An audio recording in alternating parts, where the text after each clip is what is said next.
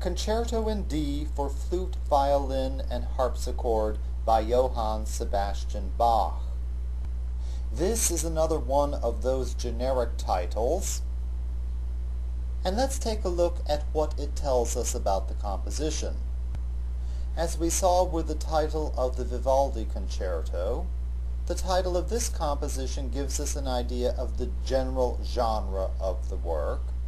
It also tells us something about its tonality, the most important note of the composition, etc., something you don't have to worry about for several units, so put it out of your mind for the time being. But it also tells us something about the soloist, the number of soloists in the composition. In fact, this last bit of information specified in the title allows us to determine the actual genre of the work. This work is a so-called concerto grosso. Grosso is the Italian word that means big, so therefore a concerto grosso is a big concerto. And this, of course, refers to a concerto that has more than one soloist. If you take a look at the title, you see that it has three soloists, a flute soloist, a violinist, and a harpsichordist. So it has more than one soloist. It is therefore called a concerto grosso, which literally means a big concerto. The use of the word big, however, is ironic, and it's similar to that of solo and solo concerto. There's nothing terribly big about this work in terms of its performing forces. The work is performed by three soloists, a flautist, a violinist, and a harpsichordist, as well as an orchestra and basso continuo. So there's nothing terribly big about a concerto grosso.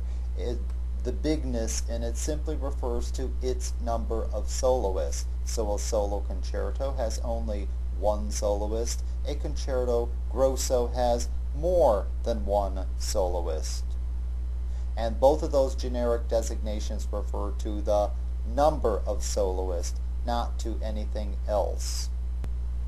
The format of this work is already pretty well familiar to you. In fact, as you can see from the plan given here, it's essentially an alternation between ritornello and solo sections. You have at hand a listening outline of this work, so please take a look at it now. Along the left-hand side of that listening outline, you will see that it has a number of ritornello and solo sections. It's basically a regular alternation between the two. You also already know that you can tell a ritornello section apart from a solo section in two ways. First of all, in terms of performing forces, the ritornello sections are played by orchestra and basso continuo. The solo sections are played by the soloist in basso continuo. And here you should have no difficulty telling the orchestra apart from the three soloists with basso continuo. Also, these sections will vary in terms of their character. The ritornello sections use longer, slower notes than those played by the soloist in the solo section. And you'll be able to tell this once you get a few seconds into the solo section. You will hear the soloist playing notes far shorter than those played by the orchestra in the opening ritornello section.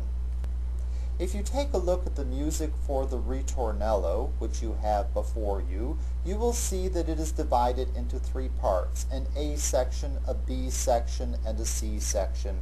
And in fact, people, these sections each differ in character. It's very easy to tell one apart from the other. Now, if you take a look at the listening outline, you will see that the sections of the ritornello are referred to as phrases. The opening ritornello, or the first ritornello section, presents all three of these phrases. The second ritornello presents only the first phrase. The third ritornello section presents only the middle phrase, and so on throughout the work. So you can see that ritornello is the perfect description of this phenomenon.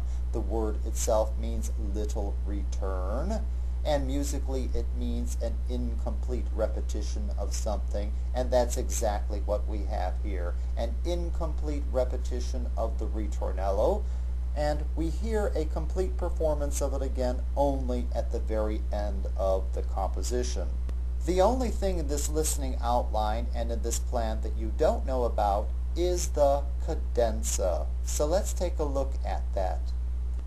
Cadenza or cadenza is an Italian word, and it literally means a falling. It doesn't mean falling over or falling off something. Instead, it refers to a shower of short, fast notes. That's its musical meaning, rather like the falling of water over a waterfall, that sort of a thing. So a cadenza, which literally means a falling, is a shower of short, fast notes.